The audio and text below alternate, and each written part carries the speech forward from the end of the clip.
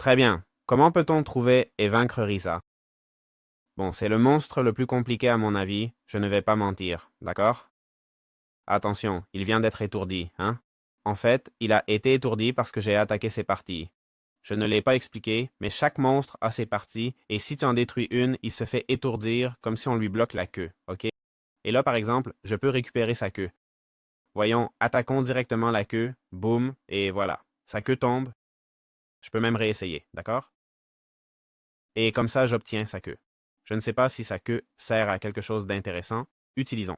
Non, on dirait que ça n'a aucune utilité. C'est juste décoratif, non? Mais ça arrive avec tous les monstres, ok? Je dis, par exemple, si je frappe sa tête, il s'étourdit, apparemment. Si je frappe ses côtés, je ne sais pas ce qui lui arrivera, franchement. Voyons, si je lui tape dans les pattes, tucu, il lâche ça qui est la griffe de Risa, d'accord?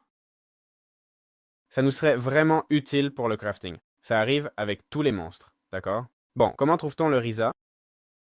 En fait, Risa est décrit comme un boss rapide et technique de l'End, d'accord? De la dimension de l'End. Dans les biomes des hautes terres, terre centrale et terre désolée de l'End. Essentiellement, les biomes de l'End.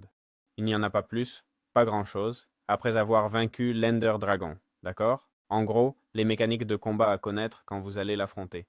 C'est un monstre puissant, il a 500 points de vie, d'accord? Et en plus il court comme pas possible. Il a cette charge, maintenant on va se battre contre lui. Je vous conseille d'emporter des Ender Pearls, puisque vous êtes dans l'End. Il va t'attaquer physiquement, mais il a ses charges à distance qui ne sont pas drôles, d'accord? Si on joue bien et qu'on lance suffisamment de perles d'Ender, on peut éviter qu'il nous touche, d'accord? Mais comme vous voyez, regardez sa vitesse. Avoir cette créature qui fonce vers toi n'a rien d'amusant. Et si vous ne lancez pas les perles d'Ender de façon anticipée, ça va être compliqué, parce que regardez comme c'est rapide. Je pense que c'est plus intéressant, bien sûr, si vous pouvez porter des totems, faites-le, d'accord? Cette créature enlève beaucoup de vie. Vous voyez que jusqu'à présent, il ne m'a pas trop touché, mais j'ai quand même pris pas mal de coups, d'accord? Et notez que j'ai le son activé pour savoir quand il va attaquer, mais c'est vraiment difficile. Regardez, d'accord? Mais vous voyez qu'avec des perles d'Ender, vous pouvez l'esquiver assez bien. Vous voyez que je n'ai eu aucun moment pour régénérer ma vie, donc avant d'affronter cette créature, assurez-vous, il a aussi cette attaque qui vous étourdit et vous ne pouvez pas l'esquiver. Je ne m'y attendais vraiment pas. Ça, je ne m'y attendais pas du tout. Je ne peux pas bouger. Ça dure combien de temps? Ah, là il m'a touché. Je saigne. Ça dure 12 secondes. Et que puis-je faire ici? Je ne peux pas me libérer. Oh, je pourrais creuser vers le bas, non? Ce serait le mieux. Tu creuses vers le bas et c'est tout. Il ne peut rien me faire. Et là, je sors avec l'Ender Pearl, je m'échappe avec l'Ender Pearl, et voilà. Bon, vous pouvez y arriver, mais si l'éclair vous frappe, vous allez flipper. Voilà, c'est là. Mais bon, comme vous voyez, c'est un monstre compliqué, hein?